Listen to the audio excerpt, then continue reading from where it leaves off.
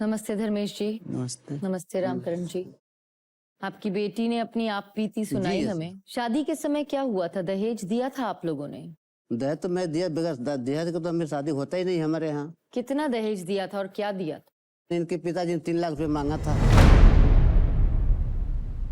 दिया था आपने? 3 लाख रुपए हमने नहीं तो 2.5 लाख रुपए हमने दिया था। 2.5 लाख दिया। 2.5 लाख दिया। गाड़ी भी दिया है।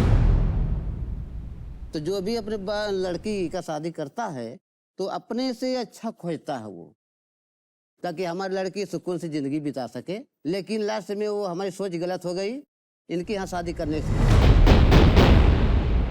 इनके ऐसा बाप, इनके ऐसा लड़का हमको मिलने से।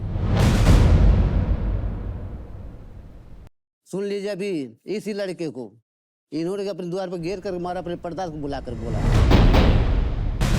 इस लड़के को मार रहे थे ये, और हम गए और इनका मौसा गया था इसको बुलाने। लड़की की शादी थी उनकी, तो इस लड़की को तो ये लोग विदा नहीं कर रहे थे। हमारे सामने इसका झोंटा पर के घसीटा था ये लड़का गया तो ये कुर्सी और मेज बाहर फेंक रहा था घर में तोड़ करके। और सुन लीजिएगा, और अपने चाचा लड़कों को बुलाया, पूरे घर के डंडा लेकर लड़के को गिरा के मारा। मैंने खड़ा होकर देख रहा था। अगर मैं ये होता बाप है और ऐसा ताकत होता, मैं तोड़ के रख देता वहां पे। चाहे लड़की हमारी वहां रह जाती या तो नहीं जाती। तो इसको बताइए, इसको बदतमीज को, ये तो हमारी जगह शादी कर दिया लड़की को, तो ये तो इज्जत इसका हो गया ना। जब तक लड़की शादी नहीं होता है वो बाप का इज्जत होता है। अगर लड़की की शादी हो गई तो हमारा बाप की इज्जत नहीं होता है, वो इज्जत होता है उस लड़के का जिसके साथ शादी किया जाता है। क्या कहेंगे सोनू जी? 2 लाख दहेज, जो 2.5 लाख का दहेज लगा रहे हो, चैन लगा रहे हो, अंगूठी लगा रहे हो, गाड़ी लगा रहे हो, तो किसको दिए? तो मम्मी पापा को। तो तुम्हारे बाप को नहीं दिया तो किसको देगा? घर वाले देगा। घर वाले का लड़का तो है, किसी पड़ोस का लड़का तो है क्या? अभी आप इनको मतलब जैसे आप बात कर रहे हैं ये प्रकार से बात नहीं करना चाहिए आपको। समझ लीजिए बात को। जब वो कह रहे किसको दिए, तो जब हम शादी करें दान दहेज तो किसको देंगे? बाप को इसको देंगे कि नहीं देंगे? ऐसा मत बात भाई, बोलिए ये आप। पूछना चाहिए इनको अपने पिताजी भाई कि आप पाए थे कि नहीं पाए थे। देखिए लड़ाई तब ना है, तो घर की कहोगे बात है। भाई। लड़ाई झगड़ा सबके घर में होता है, भाई किन्हीं का घर नहीं है कि जिनके देखिए घर लड़ाई ना झगड़ा होता है, लेकिन पड़ोसी लड़ाई मत झगड़े बताओ, में मारा मारी पड़ोसी वाला सबके बात घर में बताओ। होता है क्या?